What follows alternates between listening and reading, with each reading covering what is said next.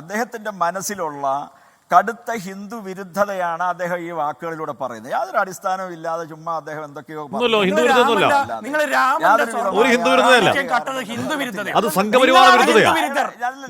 അത് സംഘപരിവാര വിരുദ്ധതയാ, ഹിന്ദു വിരുദ്ധരല്ല.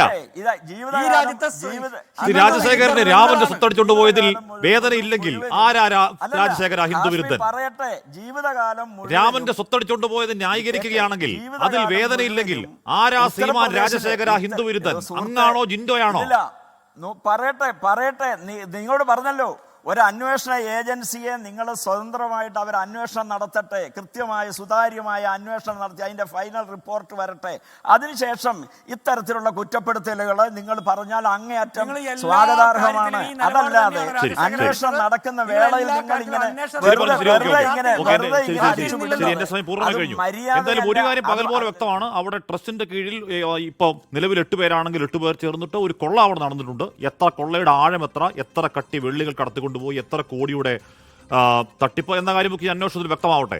പക്ഷെ ഒരു കാര്യം ഉറപ്പാണ്, അത് ഈ കേവലം 8 പേർ മാത്രം മറുപടി പറയേണ്ട ഒന്നല്ല. അത് മറുപടി പറയേണ്ടവർ, അത് ഉന്നതർ മറുപടി പറയണം. ഏതെങ്കിലും ഉന്നതരുണ്ടെങ്കിൽ അവർ രക്ഷിക്കാനാണെന്നുണ്ടെങ്കിൽ ഈ പറയുന്ന യഥാർത്ഥ രാമവിശ്വാസികൾ തന്നെ എതിർപ്പുമായി വരും. അതോർത്താൻ നന്ന്.